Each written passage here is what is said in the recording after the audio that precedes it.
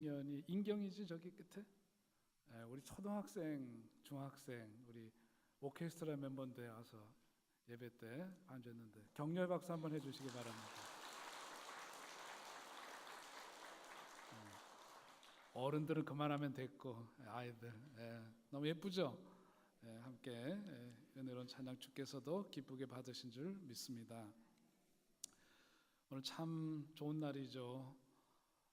우리 기독교에서는 주일이 안식일과는 다른 이 주일이 작은 리틀 이스터, 작은 부활절이다 그렇게 말합니다. 안식 후 다음 날 예수께서 부활하신 것을 기뻐하고 축하하는 그런 사람들이 드리는 예배, 그 자리에 우리들이 와 있는 거예요. 2000년 동안 예수께서 부활하신 이후에 그 이전에 지켰던 그 안식일이 아니라 주일을 지킵니다. 주님께서 부활하신 그날을 지키는 거예요. 오늘 강단 보니까 예쁘죠? 저는 이 강단을 보면서 정성껏 마음을 다해서 헌신하여 이 강단을 꾸밀 때 또 이 꽃을 또 구입하고 이것을 장식할 때 그런 마음들, 또 찬양을 준비할 때 그런 마음들, 또 우리가 사순절 세일의 새벽기도를 하면서 그 시간들을 주님 그 부활하심을 그냥 기쁨의 잔치자리에 훅 들어가는 것이 아니라 예수께서 우리 오늘 칸타타에서 이 가사를 통해서 들은 것처럼 예수께서 묵묵히 그 골고다 언덕을 왜 오르셨는가? 그것이 무엇을 위한 것인가?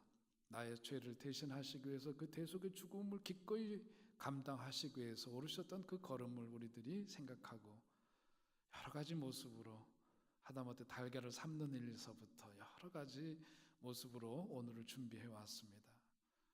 여러분들이 드린 정성, 주님을 향해서 보여주는 그 사랑을 주님께서는 기쁘게 받으실 줄 믿습니다.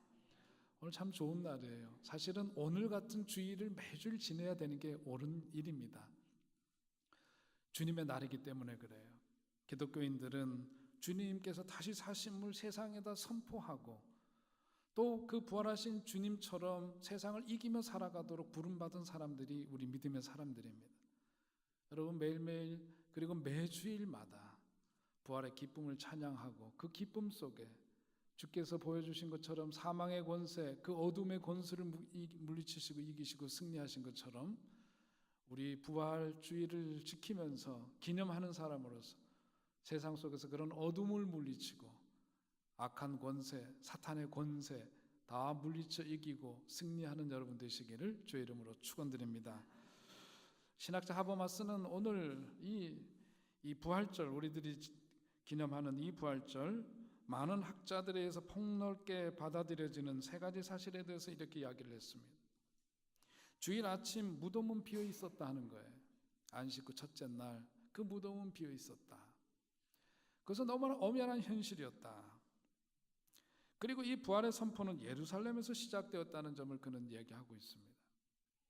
그건 다시 말해서 어디서 어떤 사람들끼리 모여서 조작할 수 있는 그런 일이 아니라 예루살렘이라고 하는 그 시대의 가장 큰 대도시, 거기에서 이 예수의 부활이 선포되었다라고 하는 것은 이것이 가짜일 수가 없다라고 하는 이야기를 우리에게 들려주는 거죠. 고린도전서 님 말씀대로 500의 형제들에게 예수께서 부활하신 후에 당신의 모습을 나타내셨습니다. 예루살렘에서 선포되어졌던 이 일이 만약 가짜였다면 거기에서 무참히 밟히고 말았을 거예요. 거짓을 선포하던 자들은 죽임을 당했을 겁니다. 그러나 그것은 너무나 엄연한 사실이었기 때문에 예루살렘을 중심으로 해서 예수께서 다시 사셨고 다시 사신 그 부활하신 예수님을 만났던 이들에 의해서 이것이 선포되고 간증이 되고 증언이 되면서 그러면서 곳곳으로 예수의 변함없는 그 틀림없는 부활의 기쁜 소식이 전해졌던 겁니다. 이 안식일에 토요일을 안식일로 지켰던 그 엄격한 준수자들이 주일에 예수를 예배하기 시작했다고 하버마스는 이야기를 합니다. 다름이 아니라 예수께서 바로 그날 부활하셨기 때문이다. 이러한 사실들이 설명하는 것은 무엇이냐 하면 그분은 분명히 다시 사셨다라고 하는 거예요.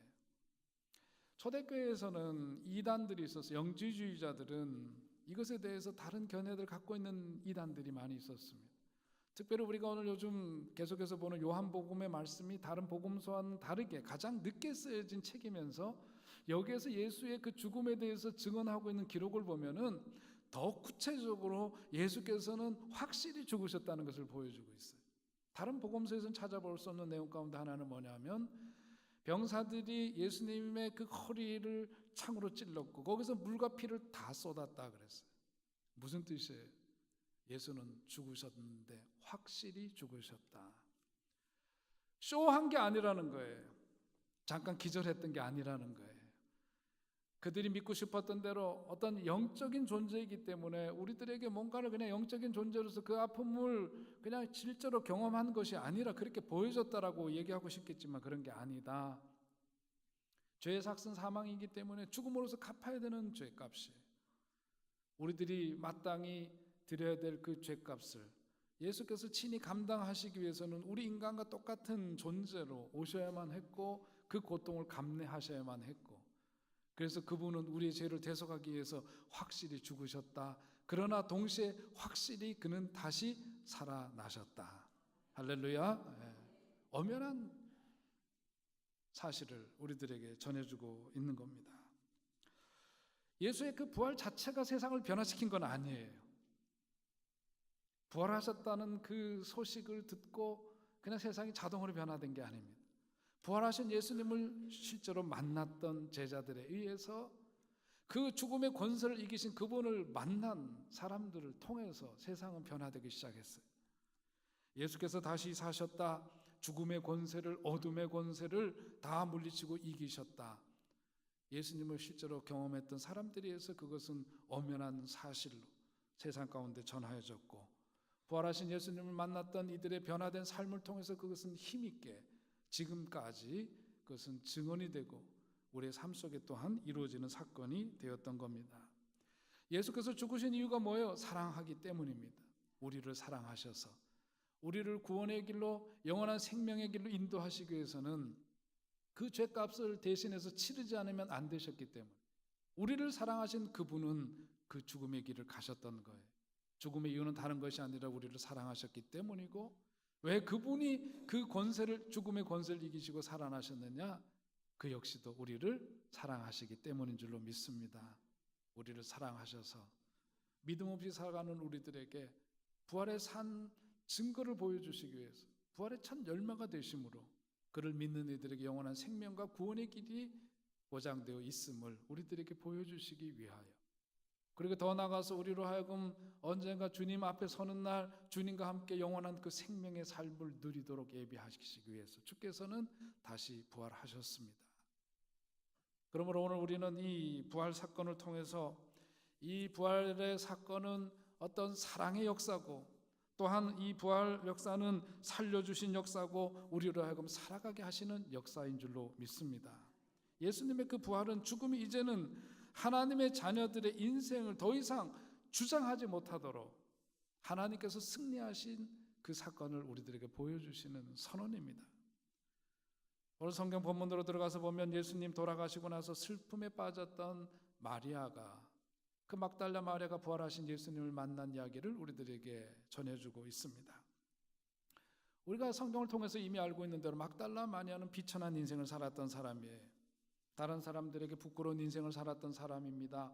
소외된 삶을 살았고 차별받는 삶을 살았고 아마도 그의 마음 가운데는 깊은 열등감과 어떤 그 좌절의 한복판에서 살았던 그였지. 그러나 예수께서 그를 찾아주셨고 예수님을 통해서 그는 그야말로 소망의 사람이 되었습니다. 예수님을 만남으로 인해서 그의 삶이 새롭게 변화가 되어졌고 막달라 마리아에게 있어서 그런 점에서 예수님은 그의 인생이 전부라고 해도 과언이 아닐 겁니다. 그렇게 기대하고 의지하고 삶의 푯대로 삼고 그분의 능력을 힘입고 살았던 막달라 마리아에게 예수께서는 너무나 힘없이 십자가에 달려서 힘없이 죽으시는 모습은 너무나 충격적인 것이었을 거예요. 그가 많은 기대와 소망 가운데 살았던 것처럼 예수님의 그 죽으심은 그에게는 너무나 깊은 슬픔의 자욱을 남기고 깊은 좌절과 상실감을 그에게 주었던 것이 분명하죠. 그런 가운데서 누구보다도 일찍 그 아픈 마음을 가지고 새벽에 주님 묻히신 바로 그 무덤을 찾았다는 거죠. 그 주님의 무덤을 찾았을 때 큰 슬픔에 빠졌던 그 마리아가 부활하신 예수님을 만났습니다. 마리아가 그 속에서 다시금 주님을 처음에는 알아보지 못했지만 결국은 그 주님을 다시금 알아보고 다시 사신 그 주님을 만났을 때 그 기쁨은 뭐라고 표현하기 어려운 기쁨이죠. 그냥 기쁨이 아니에요. 십자가 달려 죽으신 예수님이 다시 살아나셨기 때문에 모든 소망을 끊어놓는 사망의 그 원세에서 소망을 회복한 그런 기쁨입니다. 예수님이 약속하셨던 그 말씀의 모든 것들을 되찾은 기쁨이에요.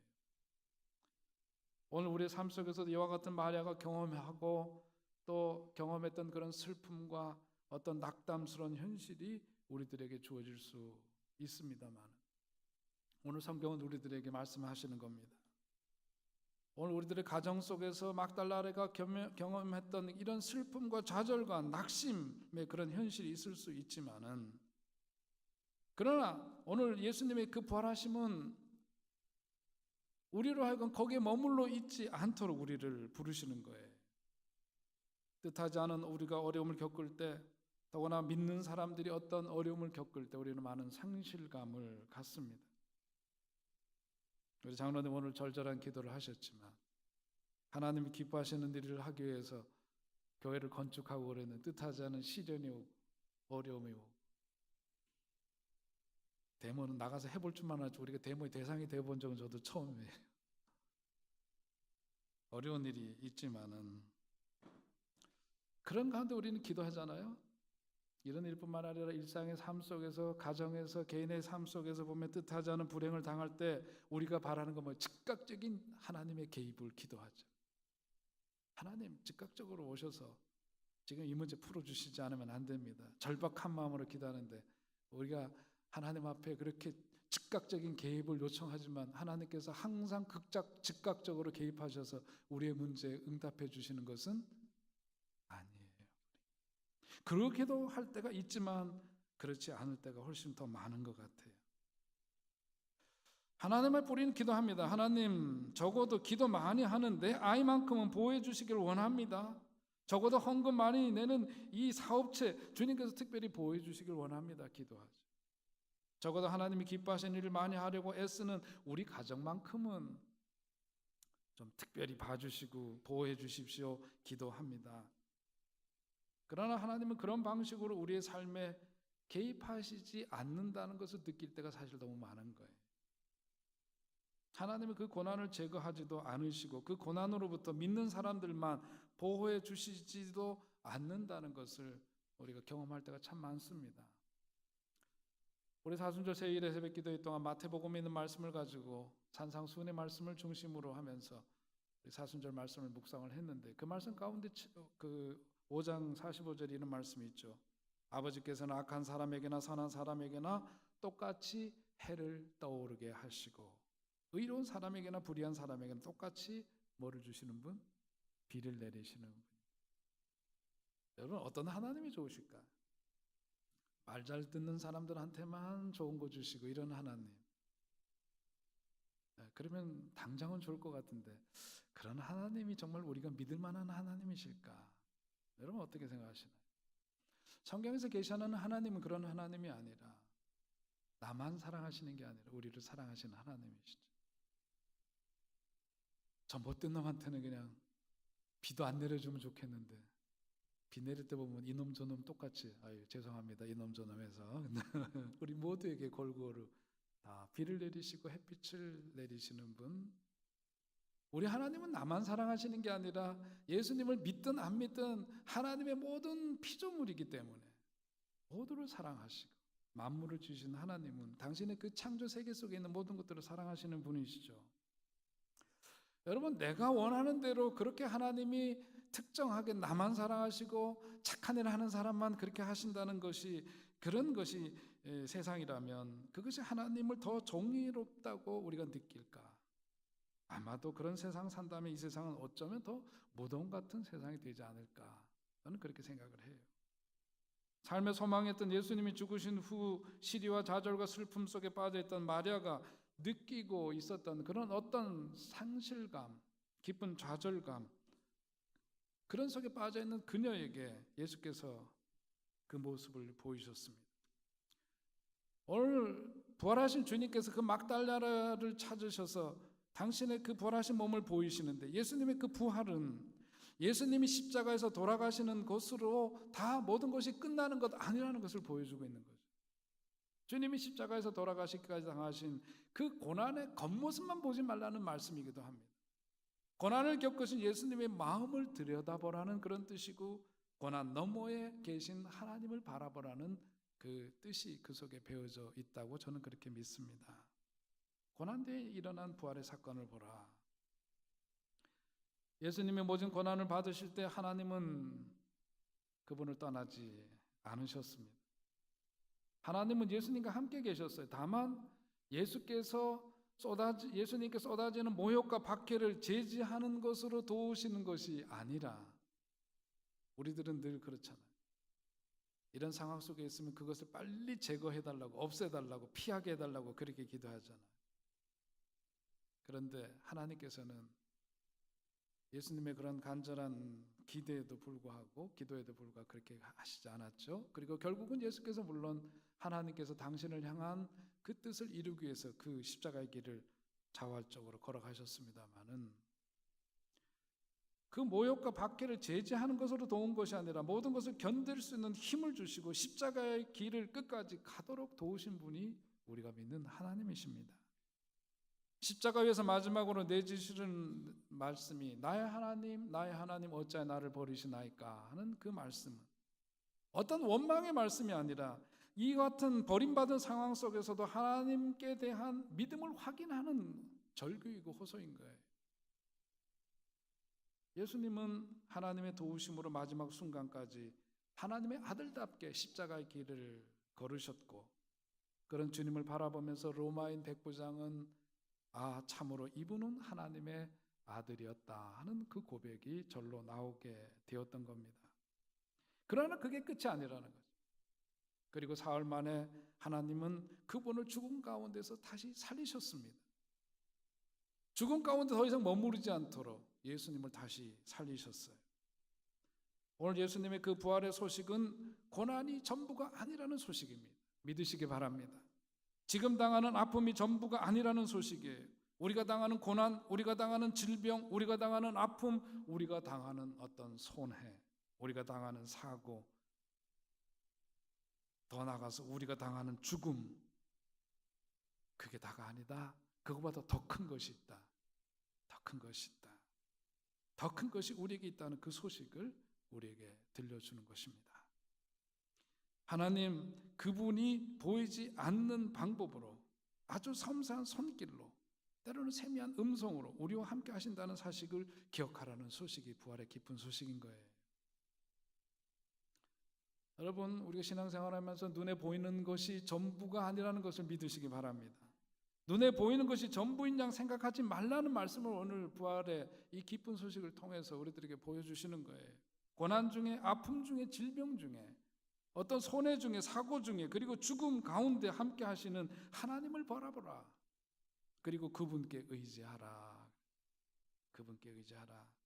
그렇게 되면 그분이 결국 그 고난을, 그 아픔을, 그 손해를, 그 질병을, 그 사고를, 그리고 그 죽음마저도 바꿔주실 것이다. 할렐루야. 오늘 우리는 그걸 다시 확인하는 자리에 서 있는 거예요.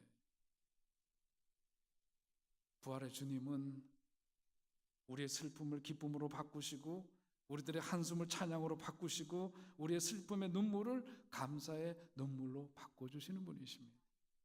우리가 그 주님을 믿고 그 주님과 함께 우리의 삶을 함께 걸어갈 때 이 은혜를 우리의 삶 속에서도 경험하게 되고 누리게 될 줄로 믿으시기 바랍니다.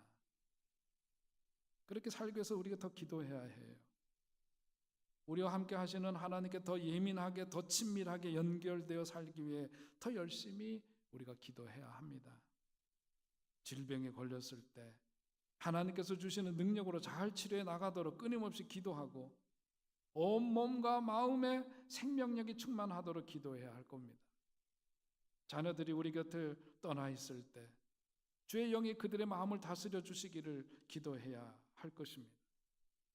기도를 드리되 하나님, 내 사랑하는 아들이, 내 사랑하는 딸이, 세상 사람들이 겪는 그 어려움은 요리조리 다 피하면서 살 수 있게 해주세요. 그렇게 기도할 게 아니라 혹시 다른 이들처럼 비를 내리시고 햇빛을 모든 만민에게 내리시듯이 살아가면서 우리 믿는 사람이나 믿지 않는 사람이나 우리 뜻하지 않은 어떤 어려움, 뜻하지 않은 어떤 정말 큰 일을 경험하게 될 때에도 지혜롭고 훌륭하게 극복해 나가도록 기도해야 할 줄로 믿습니다.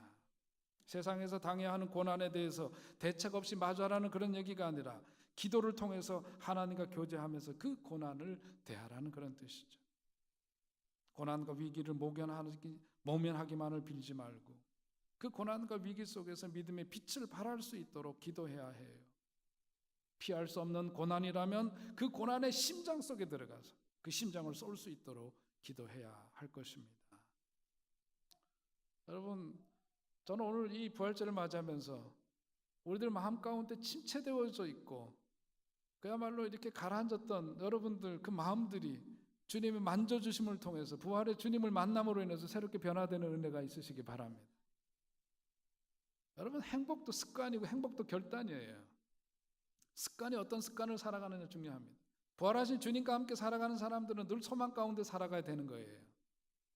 여러분, 괜히 낙심하지 마시기 바랍니다. 작은 일로 일일비하지 마시기 바랍니다. 제가 살면서도 저도 이렇게 오래 산 건 아니지만 살다 보니까 뭘 깨닫느냐면 우리들이 걱정하고 눈물 짓고 그러는 것들이요, 죽고 사는 문제가 아니에요. 다 죽고 사는 문제 아니에요. 별거 아니에요. 다 별거 아니에요. 초등학교 3학년 수업 시간에 선생님이 아이들한테 질문을 했어요. 술에 취해서 거리에서 큰 소리를 지르거나 노래를 부르는 것을 사자성어로 뭐라고 하느냐? 맨 끝에는 가짜가 들어간다 그리고 했어요. 애들이 답을 하는데 고음불가 그러더니. 그래도 어떤 놈이 있다가요, 이럴 수가.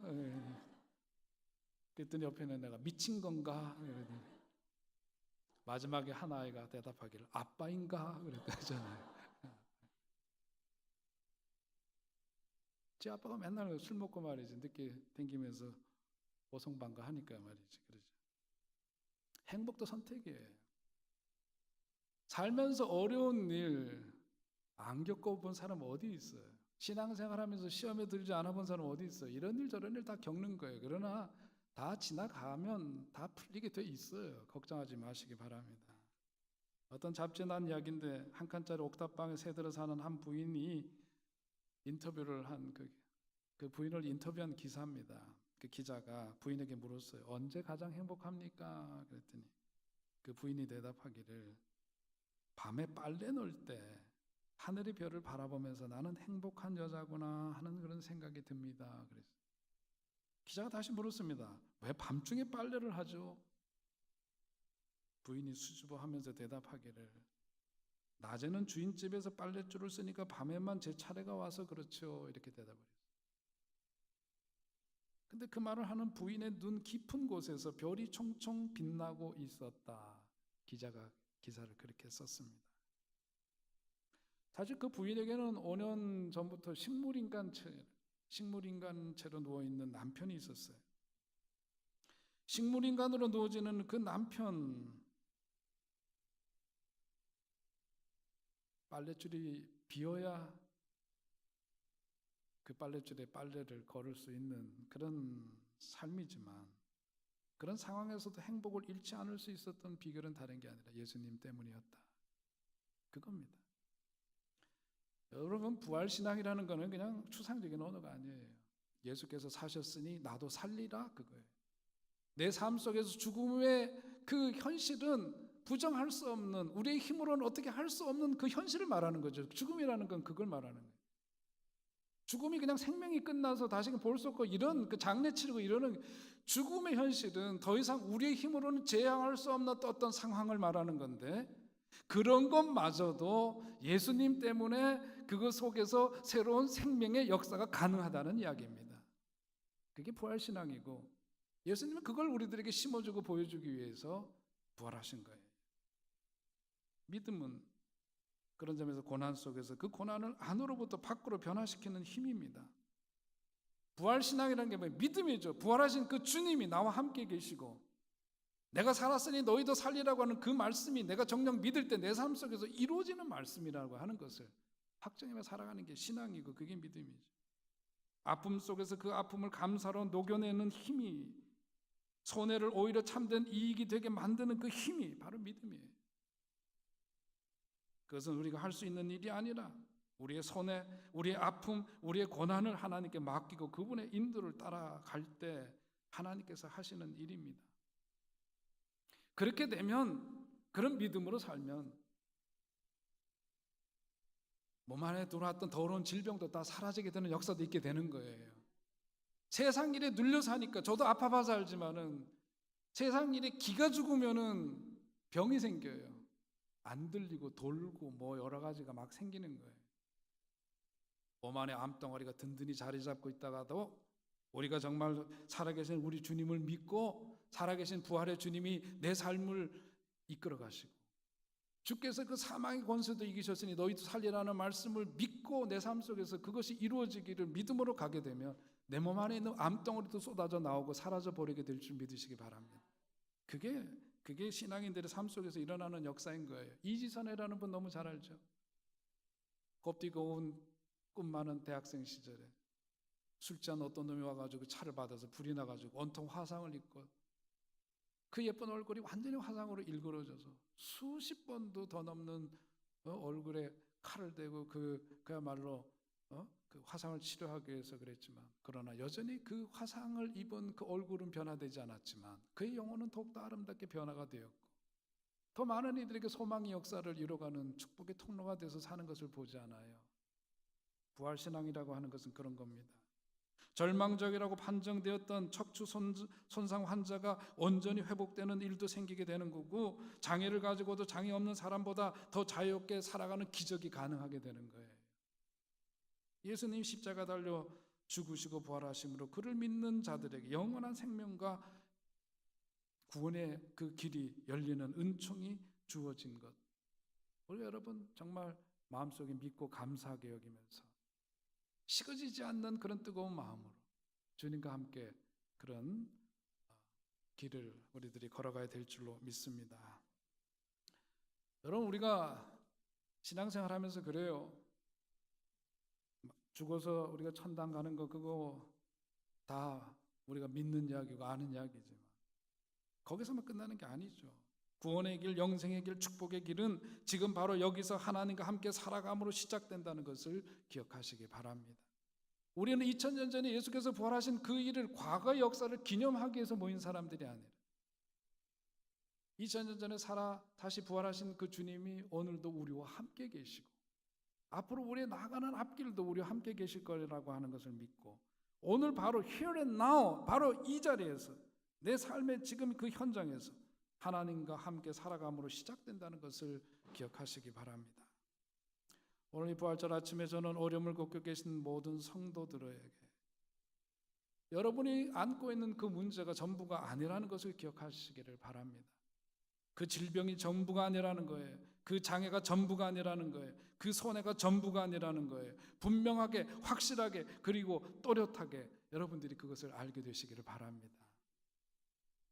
사랑하는 여러분, 부활하셔서 오늘도 우리와 함께 가시는 주님을 의지하면서 하루하루 고난 중에서, 아픔 중에서, 질병 중에서 그분과 함께 교제하며 살아가시기를 바랍니다.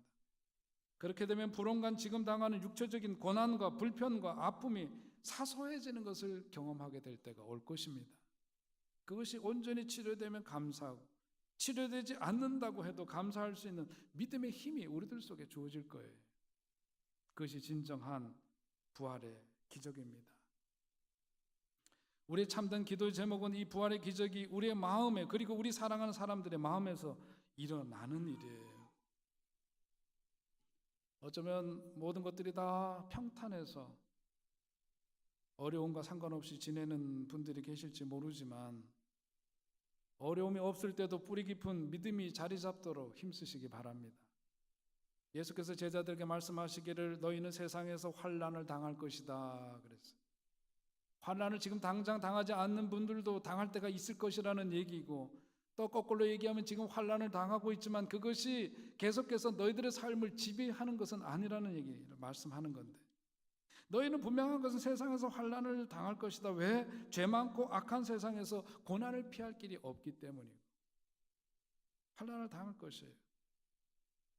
고난에서 완전히 면제를 받은 사람은 아무도 없어요. 그런데 거기서 끝나면 얼마나 실망스러울까.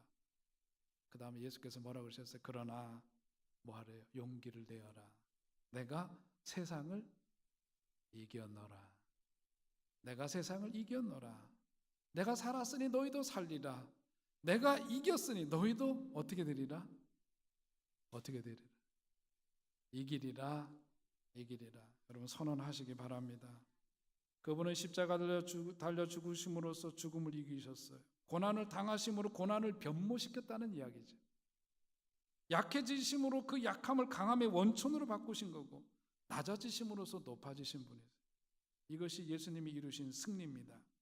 고난을 통과하여 고난을 변모시킨 승리예요. 그러므로 우리도 그것을 준비하는 그런 삶을 살아야 할 것입니다. 여러분 어디 먼 데서보다도 여러분의 삶의 자리에서부터 이 부활신앙으로 승리하시고 행복한 삶을 사시기를 바랍니다. 예수님 때문에 늘 기쁘게 사시고 행복하게 사시고 남에게도 그런 행복의 바이러스를 전하는 여러분 되시길 바랍니다. 너무 진지한 말씀을 드리다 보니까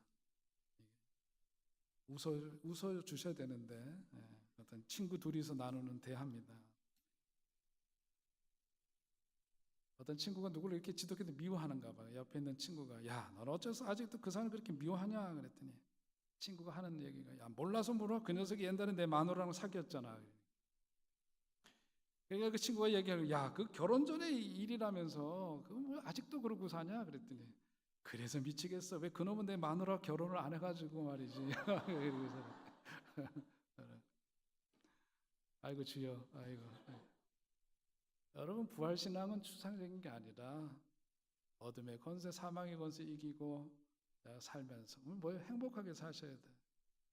여러분 아내를 향해서 사랑한다 말하시기 바랍니다. 대답 안 하시지? 고맙다고 표현하시기 바래요. 예? 예쁘다 말하시기 바라고 고맙다, 사랑한다 말하시기 바래요.